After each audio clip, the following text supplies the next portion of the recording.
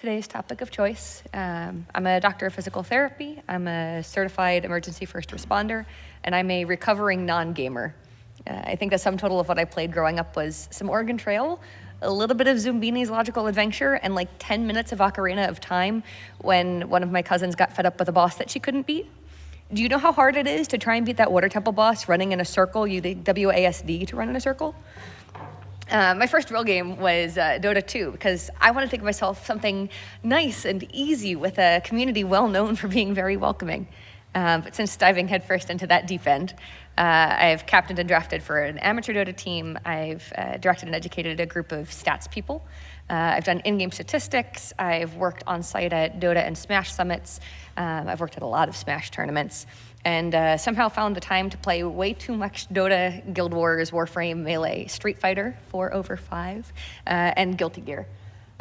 So I've been doing the esports thing for about 3 years now, about as long as I've been a physical therapist. So while I'm newer to esports in general, I'm not quite so new to the helping people get better while they're playing thing. I work for a company called 1HP, which is myself and one other PT. We're a huge company, obviously. And our motto there is that we want to help players play more and hurt less. So my goals for this presentation are to help devs and community members alike understand the value of health and wellness as part of community growth, to help understand the role of health and wellness in player experience, player retention, and player longevity, which probably matter a good deal to everyone here, and to understand who you want to draw in to help you out with that along the way, to help you develop health and wellness initiatives and infrastructure. Unlike traditional sports, we don't really have an infrastructure right now. So on the one hand, that's great. That means we get to build it the way we want it and the way that works for us. On the other hand, that's less great because we have to build it the way we want it and the way that works for us. So there's two exceptionally obvious reasons why health and wellness matter, and then there's two more gaming-specific reasons. And the exceptionally obvious one would be that, well, you're putting yourself at risk of injury by playing for a long period of time. Matt and I at 1HP classify esports as a static endurance activity that challenges executive function in a virtual environment. And let's dig into that a little bit more. Static means we're not moving all that much. We're seated, there's micro movements of the hand, wrist, elbow, shoulder. They're not moving with large enough velocity or direction to be considered strongly dynamic in the way that, say, soccer or football or track and field would be. It also is static because we're in maintaining a position. So it's more about maintaining posture than it is about quickly changing postures repeatedly. So that postural awareness is a really key part of helping players avoid injury. It's an endurance activity because just like running, we're performing the same cyclical repeated movements over an extended period of time. Our bodies need to be conditioned for that. We don't consider most injuries that happen with gaming to be overuse injuries per se. We consider them to be under preparation injuries. And on the one hand, yes, that's a matter of semantics. On the other hand, though, what that suggests more accurately is that if you are underprepared and that's the reason you've experienced an injury, that there is in fact something you could do to prepare yourself to avoid that injury. And that's certainly true. We can build up endurance and strength and conditioning and motor control to make players less likely to be hurt while playing. And more than that, we can help players to perform better, especially in a competitive esports environment with the right kinds of conditioning. The executive functions and the virtual environment are probably a little more self-explanatory. Executive function being anything involved in the frontal lobe for the most part, your working memory, your attentional control, all of your control of over what your body does and your ability to process information in and output activity out. And it happens within the virtual environment of whatever game a player is playing. So we like to hit 4 different aspects when it comes to health and wellness for players. One being probably the most obvious, healthy movement, posture, exercise outside of game time, changing position while playing, taking breaks and using them accordingly. That's probably the most obvious component of health and wellness in gaming and esports. Equally important, though, is a healthy environment, one that supports you in your play. And that's both physical in terms of your chair, your keyboard height, whether or not you're using armrests, the height of your monitor, the angle of your backrest, whether your feet are on the ground or not. If you're short like me, you may tend towards the feet, not on the ground, with that little extra help. It also has to do with your social environment. One of the things that I really like about the area I work in, I work on the East Coast, we have this company called the Game Gym, which runs intramural esports leagues for elementary and middle school and high school kids, kind of developing that same healthy social environment that you might get from playing intramural soccer. Or pick-up basketball games, but with something that these kids already really like, just building out a good social structure on top of good gaming behaviors. We also approach it from the aspect of healthy eating, which doesn't just mean following any one particular restricted diet, but more addressing the general health and wellness that comes through good nutrition and good hydration.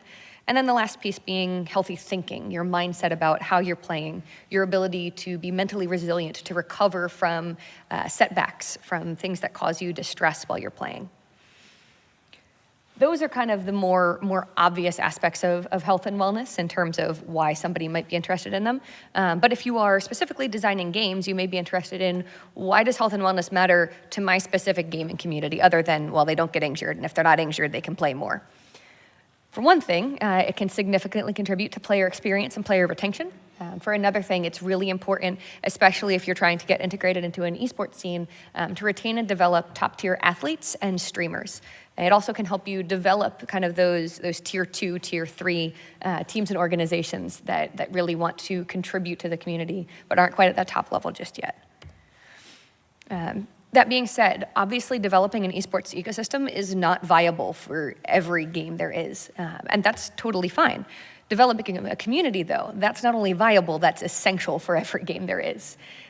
Two of the key areas for player retention would be achievement and friends, and that was from a recent research study that came out, although probably most of you in gaming already knew this. They just formalized it with a research paper. So when it comes to achievements, we want to look at things like enabling achievement hunters to feel as though they've progressed within a game. Health and wellness can be used to link in-game and out-of-game character growth, and I'll expand on that in a minute. And players want to be able to gain prominence or reputation or respect for unique traits. So when it comes to character growth and gaining prominence and reputation, every game wants to be able to be shown off, and every player wants to be able to show off their prowess at their play. So if we put players in a position where not only can they show off how they do in-game, but out-of-game, we're suddenly linking those two communities, the online sphere and the IRL development. That allows players to kind of stand out, not just for their ability to play well, but especially when those players who play well additionally stand out because they're doing something incredible with their bodies. Think of players who rock climb and brag about the fact that I went rock climbing this weekend. I did a V5 and this was my first time doing it, solo. That's a big deal. And if the community gets that, that's something else that they can bond over. Finding kind of these little sub-communities within your gaming community is a really good way to create a stronger sense of cohesion. It gives players something to show off and bond over. And of course, everybody wants to bond over having beat a really hard raid, or having beat a particularly difficult boss, or finally overcoming their demon when it comes to a certain matchup. We can also develop that in the form of an IRL community. Sorry about that. And the growth of that IRL community supports growth of the online and in-game community. When it comes to friends, that kind of shouts back to what I was talking about on the last slide. When it comes to the importance of the social development of a game, how the community feels as though they are tied together. So it's really important, obviously, to develop these cross-linked communities, utilizing things like Discord, Reddit, YouTube, Twitch, and your own gaming forums if you have them. You don't want players to just stay isolated on any one of those particular platforms. You want them to be able to be moving and migrating between all of those. Healthy behaviors and healthy content programming can really help that to occur, especially if you're doing something like, say, having a server-wide challenge. We've done recently at Genesis, was the last event that I worked, we did a planking competition. And we had it running the whole day. We had it advertised in our Discord server. We had it advertised on Twitter. We had like this big whiteboard and people were taking pictures and tweeting themselves out. I held it for this long. I held it for that long.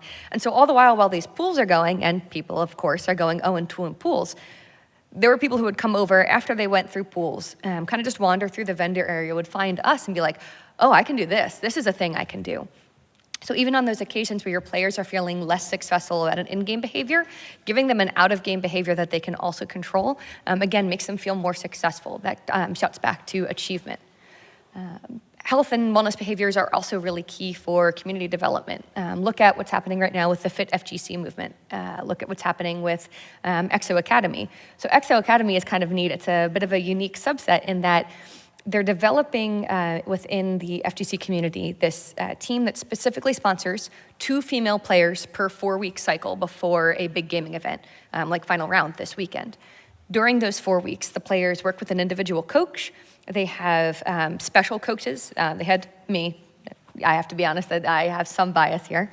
They have a media coach. They have someone who coaches them on commentary, on how to do an interview. And within those communities, there's like this whole degree of excitement about not only are we working on developing a potentially underdeveloped group within the FGC, that is female players at a high level, but we're also linking it to their healthy behaviors. That for a whole first week of their 4-week cycle, they were all posting about, oh, I did this new stretch, this new exercise, look at my new weightlifting form. Again, it goes back to allowing that IRL community growth, which then supports the online and in-game community. Because the more the players are invested in each other, the more they are invested in the game that they're playing together, that thing that they share together. When it comes to retaining and developing athletes and influencers, obviously, players who don't get injured play more and play longer. That was pretty apparent. But this can also be applied to a little bit more specific interests for both athletes and for streamers, which are 2 pretty important populations at this point.